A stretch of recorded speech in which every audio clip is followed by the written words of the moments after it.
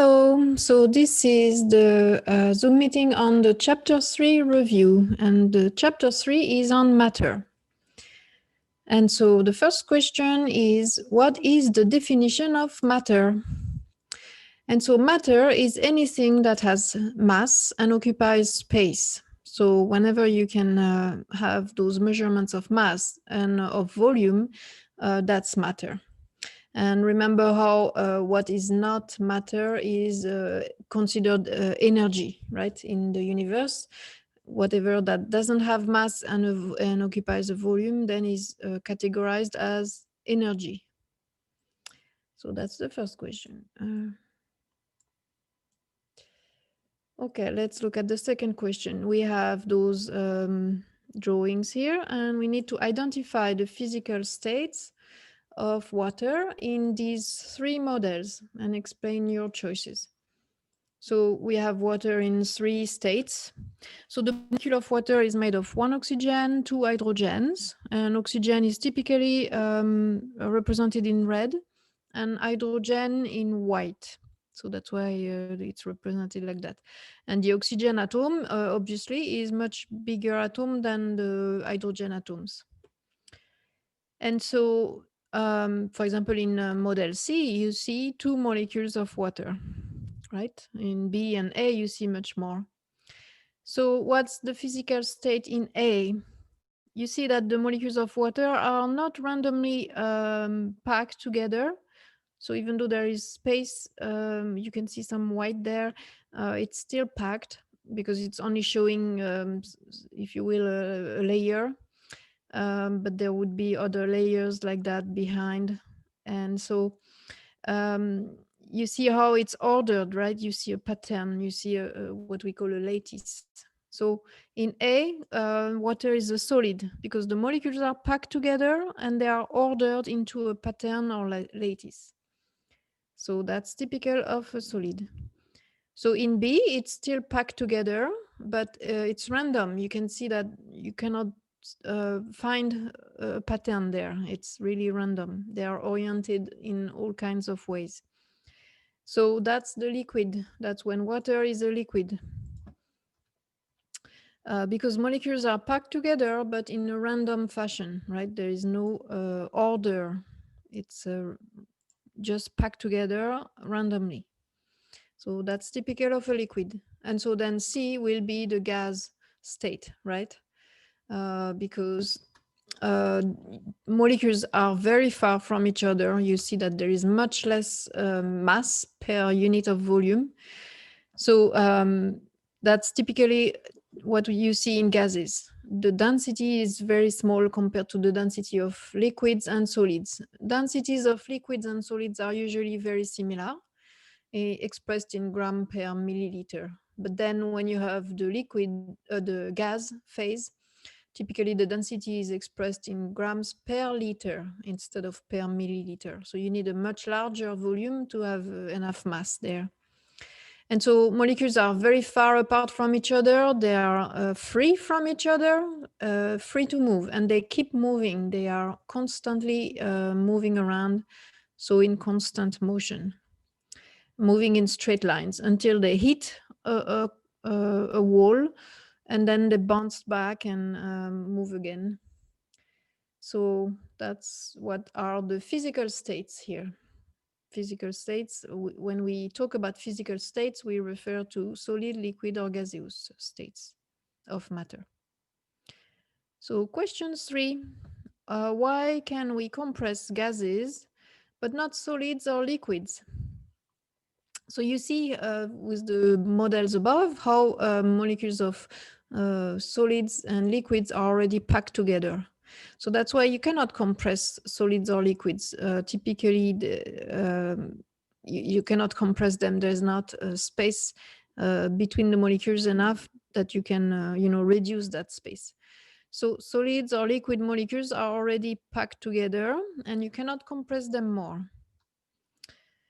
And on the contrary, when you look at the gas, there is a lot of space between the molecules. And so that space can be reduced and you can pack the molecules together, draw them towards being a liquid, if you will.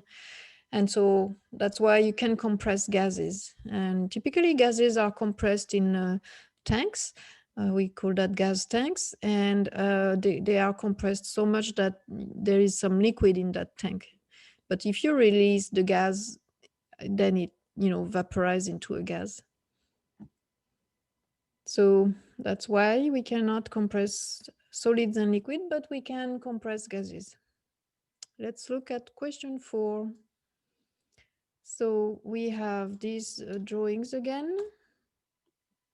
Here, let me show everything here. So we have these molecular models, and we need to label each of the following as an atomic element, or a molecular element, or a compound. Remember how we talked about elements, how they can be just atomic when it's a single atom, repeated over, versus molecular elements, which are made of, so a molecule is made of 2 atoms bonded together. So a molecular element is made of 2 atoms of the same kind, because it's still an element, so it's atoms of the same kind that are bonded together to make a molecule. Typically, the most common ones are the diatomic molecules, like the 7 diatomic molecules. And then compounds. A compound is made of 2 or more elements bonded together. So it's not just atoms, they need to be different elements for them to be a compound, together. So let's look at the models then. In A, we have a black atom and 2 red atoms. And so black is traditionally carbon. So it's carbon with 2 oxygen. You could give it a formula and it would be CO2. So it's made of 2 different types of atoms, carbon and oxygen, and they are bonded together. So that's a compound because it's, a molecule, but it's different kinds of atom bonded together. So that makes it a compound. B. Again, we have oxygen and then 2 hydrogens bonded to it, and that's the molecule of water. So you could write the formula as H2O. And so that's again a compound because you have 2 atoms of different kind bonded together. C, 2 blue atoms bonded together. Blue is typically representing nitrogen. So here the formula would be N2. And so it's 2 atoms of the same kind. So that's an element. But you have to decide, is it an atomic element or a molecular element? And here it's made of 2 atoms bonded together. So that's a molecule. So that's a molecular element. And it's a diatomic molecule. It's N2, the formula here. It's one of those 7 diatomic elements. And next, D. In D, we have just a green sphere. And green typically represents halogens. Any kind of halogens, chlorine, fluorine, bromine, iodine. But here it's by itself. So it's actually not representing chlorine, fluorine, bromine, or iodine because it would not be by itself. Because those I just listed here, those halogens are a part of the diatomic elements. So here, that's an element because it's only one type of atom and it's by itself, so it's atomic. So that's an atomic element in D. Then in E, again, we have an element because it's only one color. So one color indicates an element, but it's 2 atoms of the same kind bonded together. So that's a molecular element again. And here we can give it a formula because red represents oxygen. So it's 2 oxygens bonded together. So that's O2.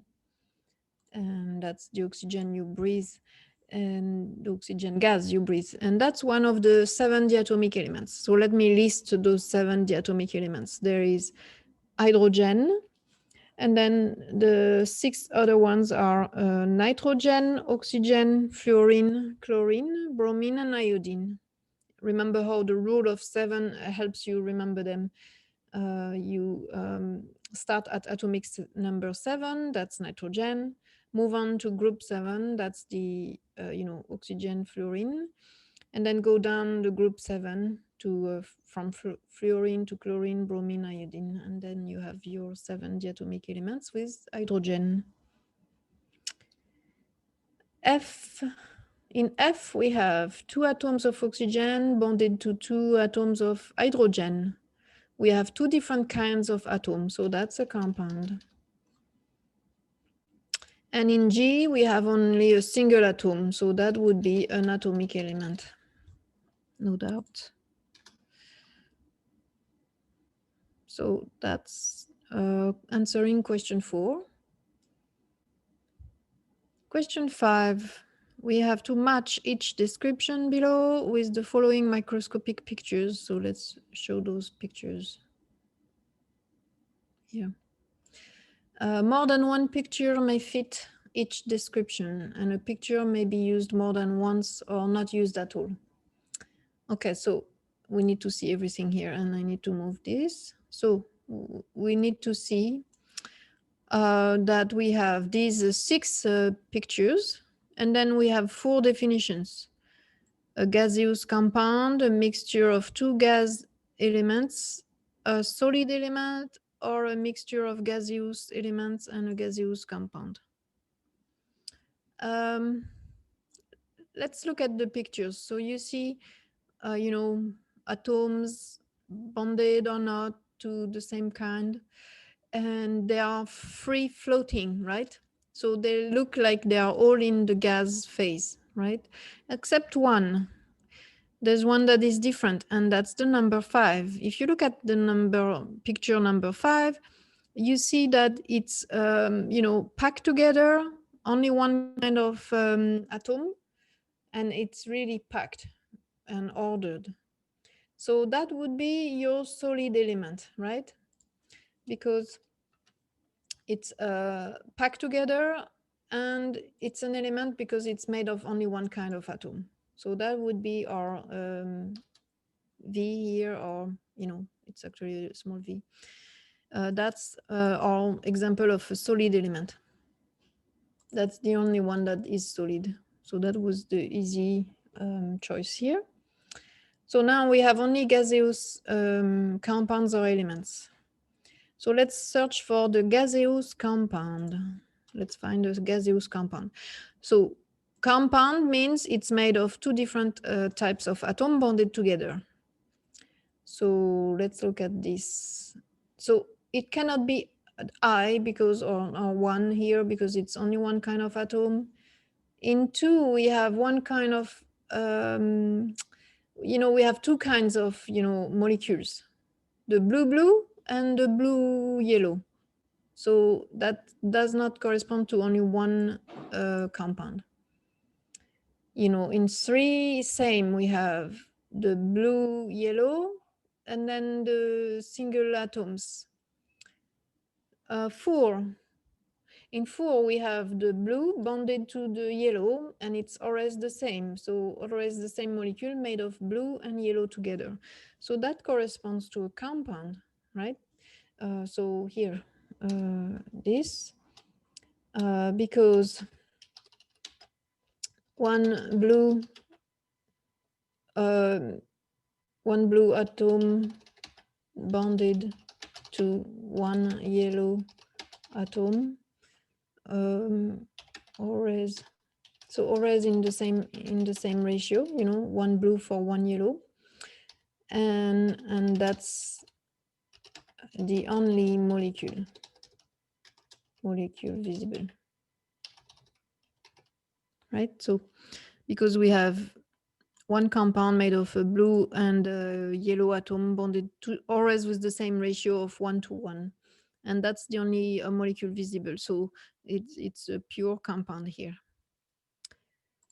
So now let's search for the mixture of 2 gas elements. Oh yeah, let's notice how the number 6 here, VI, does not correspond to a compound because it's single atoms. Okay, so that would not work. So now we are searching for a mixture of 2 gases elements, which means we are looking for two colors, but not bonded together, right? So here, number 1, it's only one color, so there is not two elements there. You know, the number 4, we said it's a compound because they are bonded, so it doesn't work as well. Number 5 is only one color, so it's either 2, 3, or 6. In number 2, we have the blue and yellow bonded together. That makes a compound, so that's not two elements here. Number 3, we have again the blue and yellow bonded together, so that's a compound with blue atoms, so that doesn't work either. So it looks like it's going to be this one, the VI, or 6, because here we have two colors, so two elements, and they are by themselves, so single atom elements, so atomic elements. So two atomic elements, mixed together.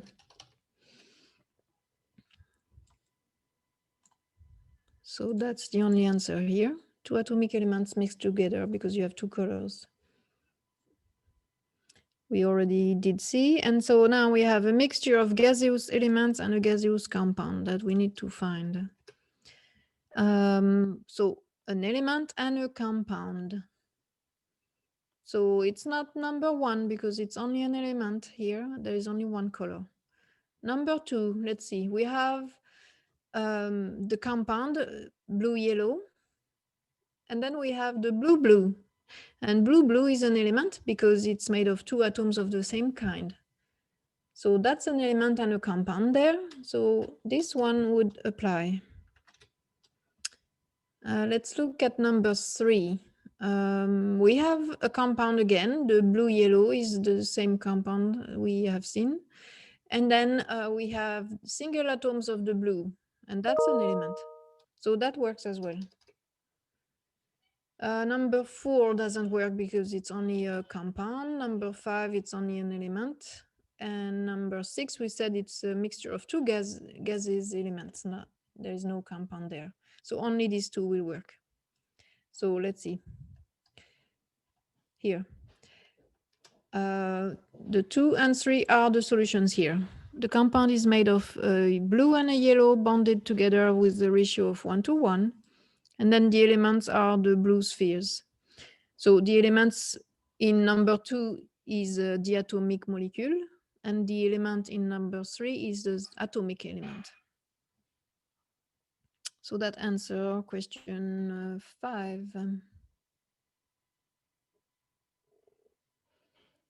So let's move on to question 6.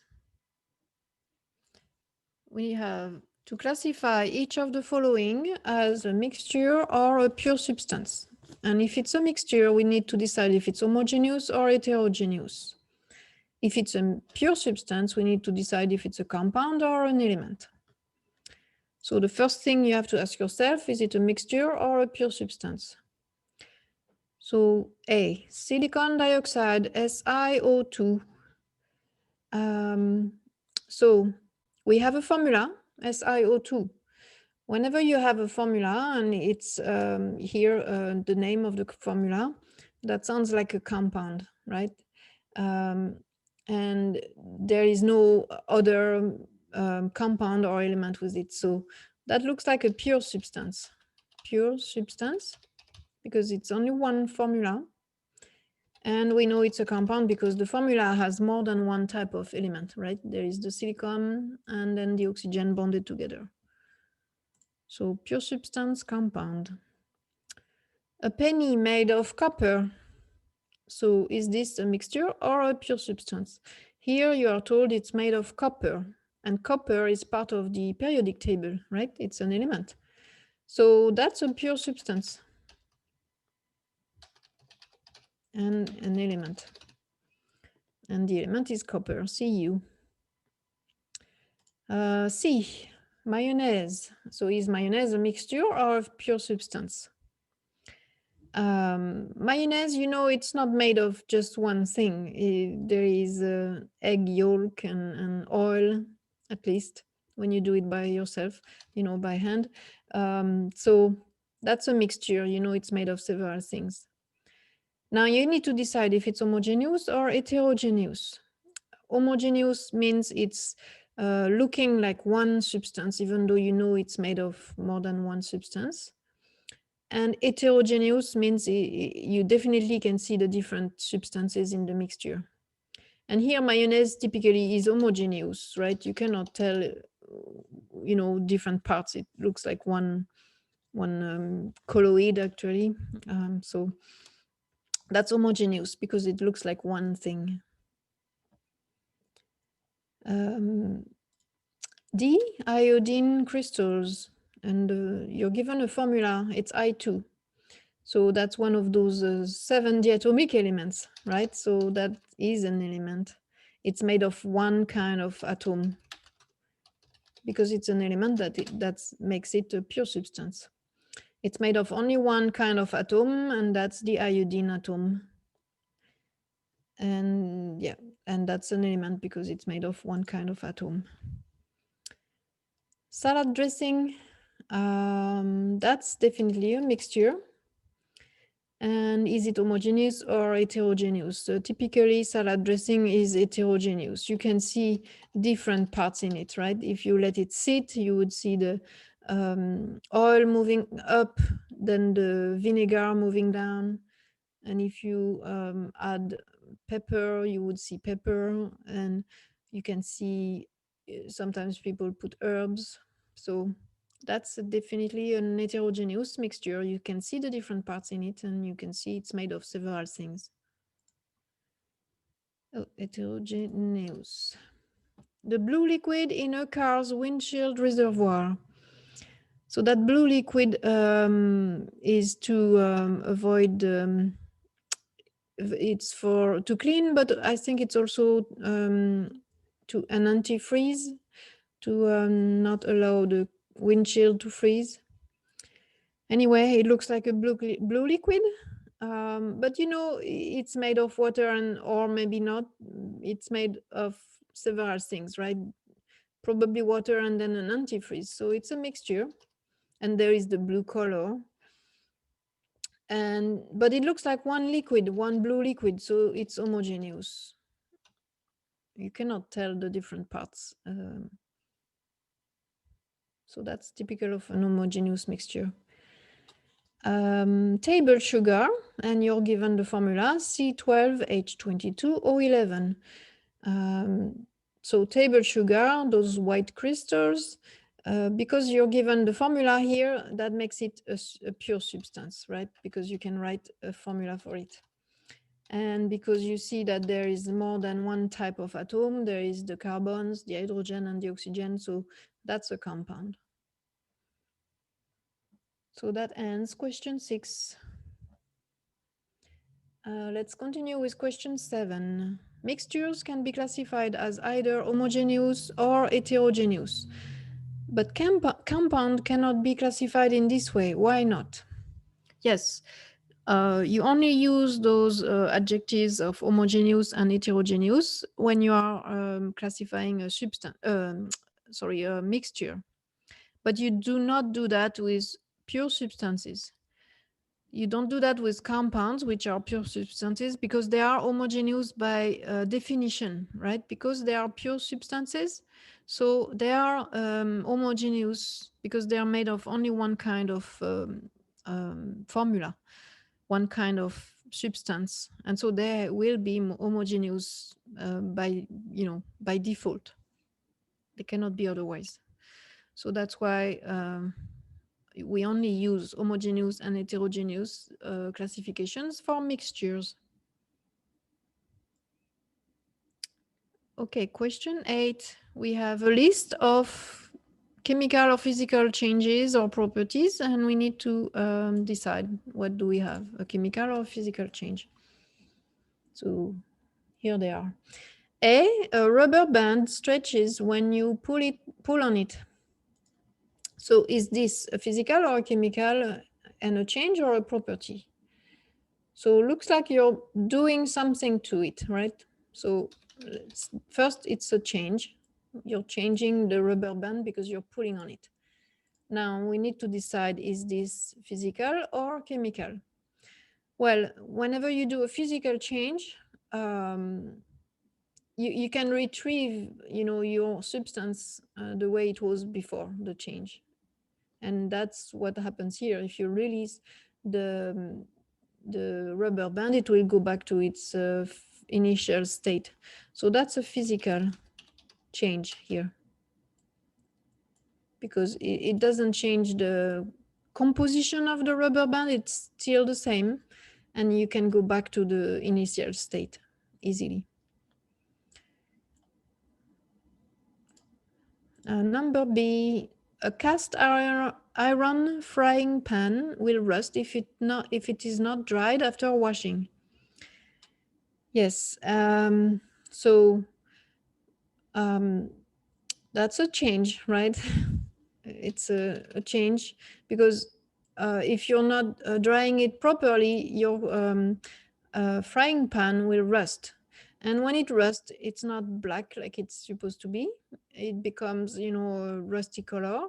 And you can even, you know, um, um, rub this away, right? If you scratch, you can scratch that rust part of it and then retrieve your cast iron pan below, right? So this is a chemical change, because the iron, when it becomes rust, it's not iron anymore. Iron is Fe, and when it rusts, it becomes Fe2O3. That's the formula for rust. It's iron 3 oxide. The oxygen, gets in between the iron atom, and you get this, iron oxide, and that's rust. So it's a chemical change. You have changed the composition of your cast iron pan. So, and you can see physically how it's not looking like your cast iron pan anymore, because it's changing color, and it's brittle. You can scratch it. So that's very different properties than the cast iron pan. So that represents a chemical change. C, concentrated hydrochloric acid has a choking, pungent odor. So here there is no change, right? You're just putting your nose above the hydrochloric acid and smell it. And so that's a property. Now, is it a physical or a chemical property? Well, a choking, pungent odor, anything that is about, odor, color, texture, shape, this is all physical properties. You are not changing the composition of the hydrochloric acid when you're, smelling it. It's staying the same. It's just a characteristic you observe. So that's a physical property. And then D, concentrated hydrochloric acid will burn a hole in cotton jeans because the acid breaks down the cellulose fibers in cotton. So here you start with cotton jeans, and then you end up with a hole if you drop hydrochloric acid on it.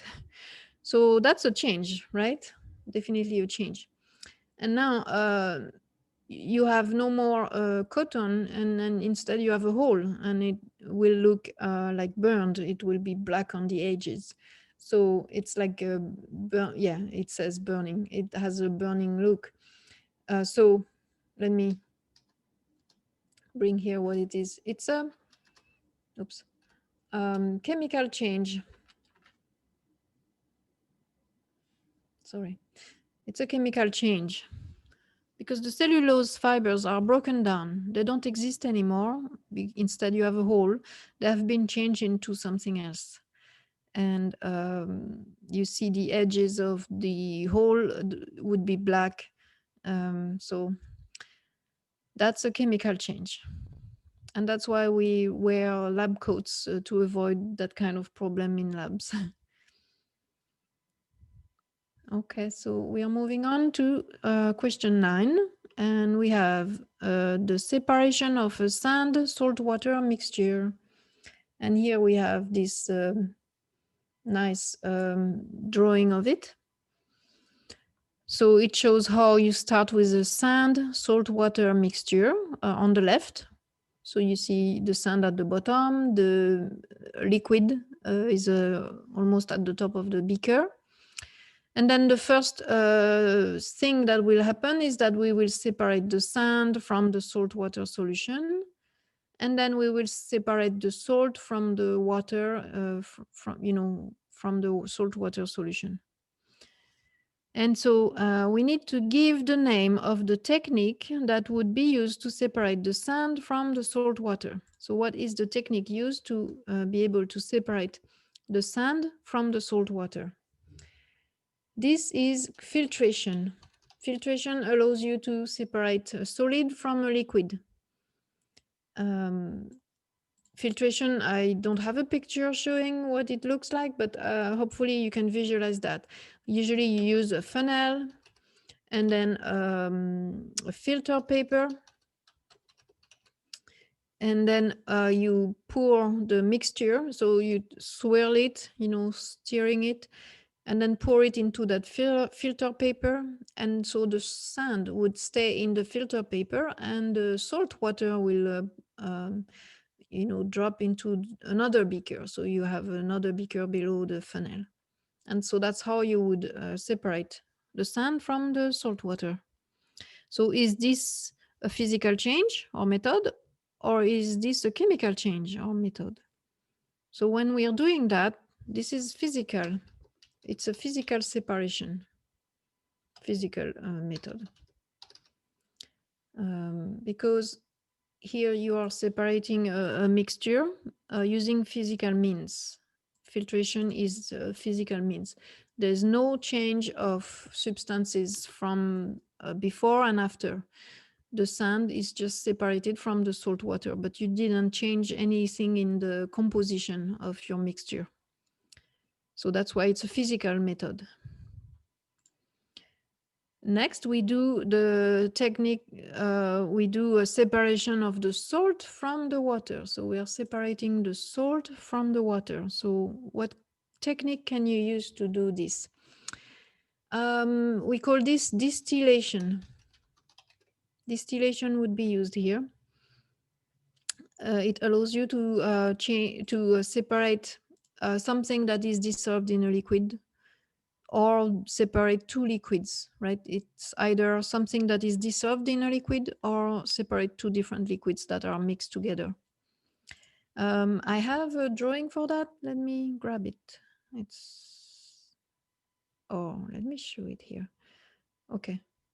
This is representing distillation. You see how, and it's actually salt water that we are separating. It's really pertaining to this example. So on the left, it starts on the left. You see that, round container that is closed, and we are warming it using a Bunsen burner. And so you see how it's labeled salt water in that round container. We are warming until we reach the boiling point of water. So water will evaporate, move up into the container, and then go into what we call a condenser here. It's a double wall tube where you have cold water running in that the wall, between the two glass walls. And so it's cooling water to make this space cold. And then the steam, when it comes here, it will be condensed because it's cold. And so it will become from vapor into liquid droplets. And then because it's inclined, and there is another Erlenmeyer flask, to receive the drops of water. And so you recover the water, and it's pure water because when you are boiling the salt water, only the water evaporates at 100 degrees Celsius. The salt cannot evaporate at that temperature, so it will stay behind.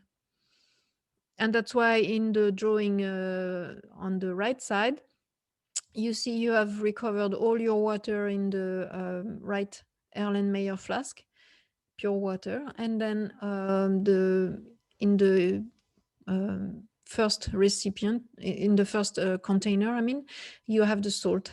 And the salt is solid because when you remove all the water, the salt cannot be dissolved anymore and it will crystallize. So that's why you recover the salt as a solid, because salt is a solid at room temperature, right? So this is called distillation. So the question now is this technique a physical change or a chemical change? And that's, again, another physical method. When you're doing distillation, it's a physical method. You are not changing the composition. Notice how we started with salt water and we end with salt and water. It's still the same substances. Earlier they were mixed together, but now they are separated.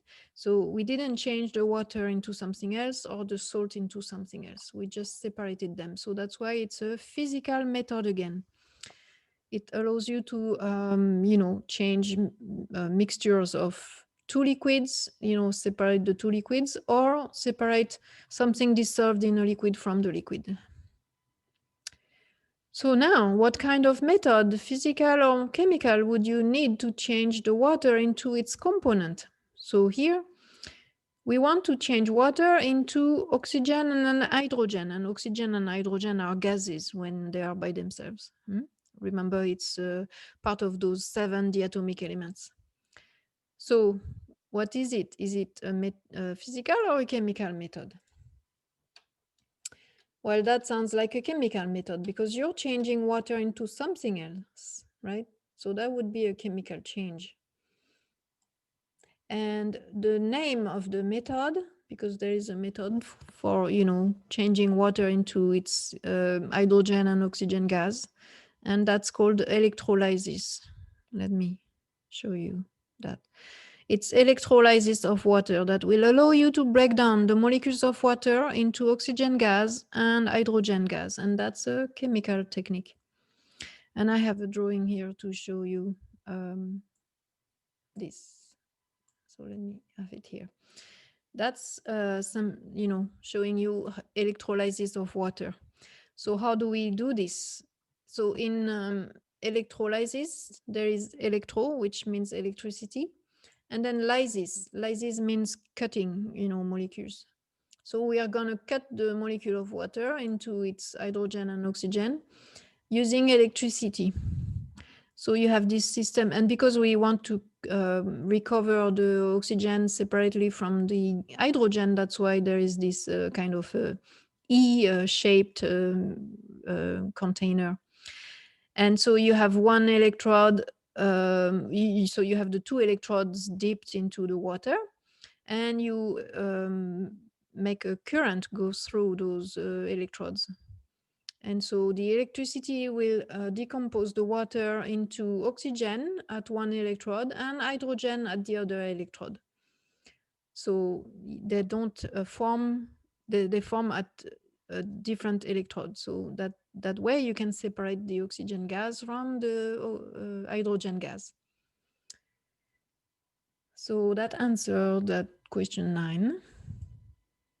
So question 10, are all physical changes accompanied by chemical changes? And the answer is no. By definitions, physical changes cannot be accompanied by chemical changes, right? Otherwise, it would be a chemical change. A physical change does not change the composition of the substance that you start with, For example, when we were doing filtration or distillation, we started with water and something else, and we still ended up with the same molecules of water and then the same salt or sand. We didn't change their composition. And so you cannot have chemical changes when you have physical changes. It's not compatible. So then the question is, are all chemical changes accompanied by physical changes? Most of the time, yes. right? Because when you do a chemical change, you are changing a substance to another substance. And that means that that new substance may have a different property, physical property. So I'm trying to have this here. So yes, most of the time, chemical changes are accompanied by physical changes. That's because in a chemical change, the substance you start with is different than the substance you end with. And they are often have different physical properties. For example, when water was going through electrolysis, water is a clear, colorless liquid, but it changed into odorless, colorless gases, right? So it's looking completely different. So water has different physical properties than oxygen and hydrogen. So you saw a chemical change, but also physical changes. So most of the time, chemical changes are accompanied by physical changes. And that ends our chapter 3 review.